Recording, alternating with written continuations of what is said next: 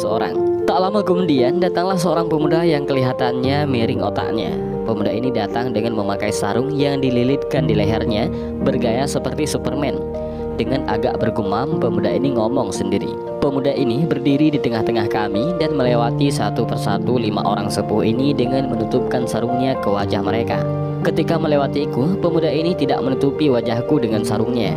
Pemuda ini mengitari kami sampai 3 kali. Dan setiap lewat, pemuda ini tetap menutupi 5 orang sepuh ini, kecuali wajahku saja yang tidak ditutupi sarungnya.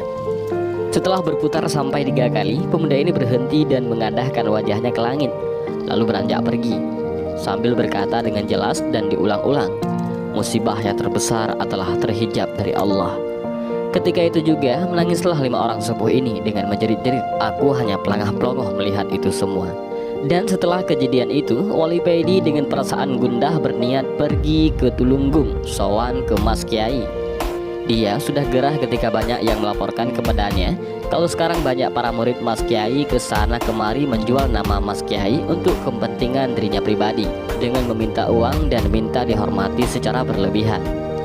Ketika memasuki gerbang pondok, Wali Pedi melihat banyak orang duduk di sebelah musala. Sekitar 5 orang yang duduk di situ. Terlihat mereka adalah orang penting di pondok sini. Ada perlu apa, Mas? Tanya salah satu dari mereka. Sowan ke Mas Kiai, jawab Wali Pedi. Oh, ke Romo Kiai, jawab mereka. Terlihat dari jawaban itu kalau mereka tidak suka dengan sebutan Mas Kiai yang disebutkan oleh Wali Pedi. Menurut mereka kurang sopan. Wah, sekarang Romo Kiai tidak di rumah. Sampaian ke makam aja dulu, menunggu di sana, jawab mereka. Inggih, jawab Wali Pedi. Ketika Wali Pedi mau beranjak pergi ke makam, ada suara yang memanggilnya. Wali Pedi menoleh. Dilihatnya Mas Kiai yang memanggilnya. Wali Pedi berbalik mendekati Mas Kiai dan mencium tangannya. Serentak 5 orang yang duduk di sebelah musala berdiri berniat ikut salaman ke Mas Kiai. Ternyata mereka duduk di situ juga menunggu Mas Kiai. Mas Kiai mengangkat tangannya. Beliau memberi isyarat kalau beliau tidak mau disalami. Mereka lalu duduk kembali. Wali Pedi mengikuti Mas Kiai keluar dari pondok. Mas Kiai menuju mobil yang berada di depan gerbang. Mas Kiai menyuruh Wali Pedi masuk ke dalam mobil.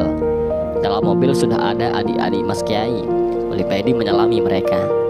Mas Kiai mengarahkan mobilnya ke selatan. Wali Pedi tidak tahu diajak kemana. Mobil itu berhenti ketika di depannya ada warung kopi. Mas Kiai turun dan diikuti adik-adiknya. Wali Pedi mengikuti di belakang.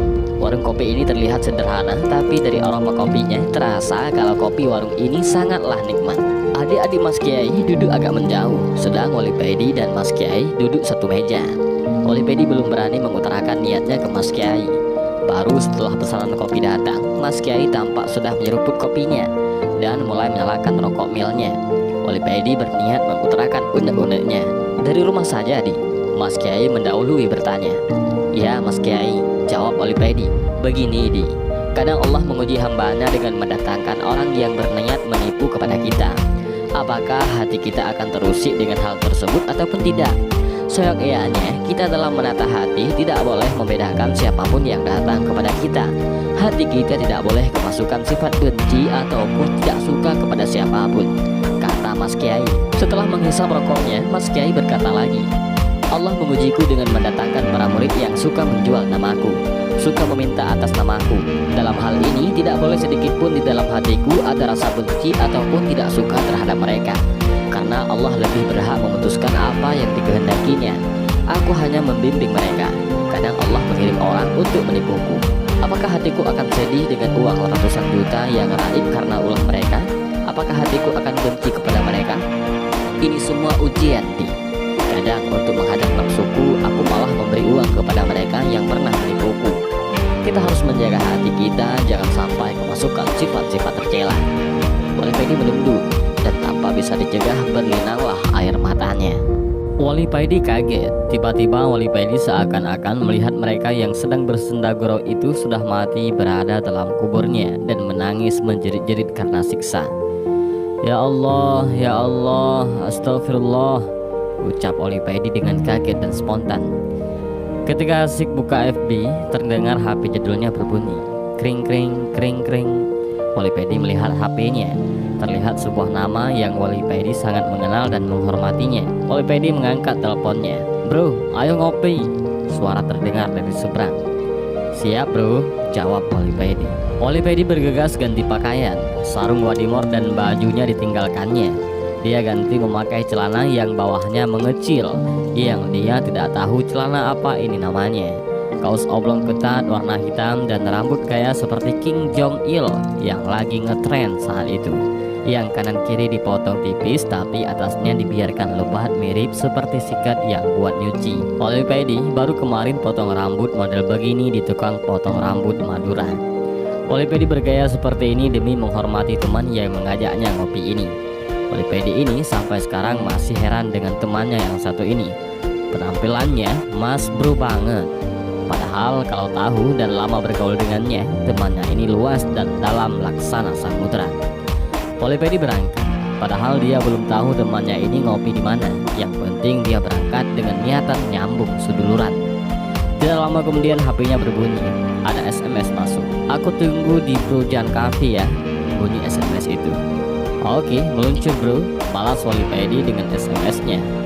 Sekitar 1 jaman, Olipedi sudah sampai di warung yang dimaksud. Kafe yang bergaya modern dan gaul. Olipedi masuk ke dalam. Dilihatnya temannya ini sudah ada di dalam bersama kawan-kawannya. "Halo, sini bro," ucap temannya mempersilahkan duduk. Olipedi mengangkat tangannya, kemudian duduk. Tidak lama kemudian datang seorang perempuan menyodorkan menu makanan kepada Olipedi. "Pesan apa bro?" ucap Olipedi kepada temannya.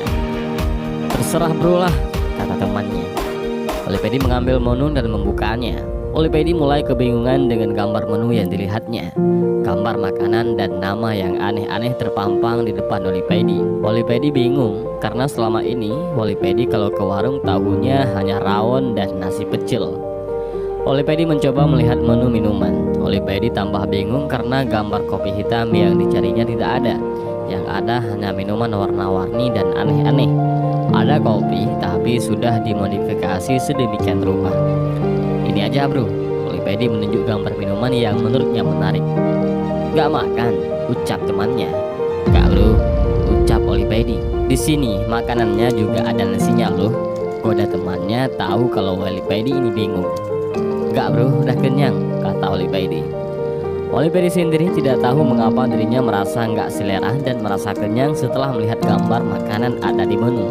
Setelah makanan datang, mulailah Olipedi ngobrol-ngobrol. Asap rokok mulai mengepul di antara mereka. Mil, Samsu, Marlboro berserakan di atas meja. Suasana di kafe sangatlah ramai. Di sebelah meja Olipedi ada sekelompok muda-mudi yang sangat ramai, tertawa dan bersenda gurau dengan hebatnya. "Biarkan saja mereka bro. Mereka itu masih mimpi. Nanti kalau mereka bangun mereka akan nangis-nangis," ucap temannya kepada Olipedi.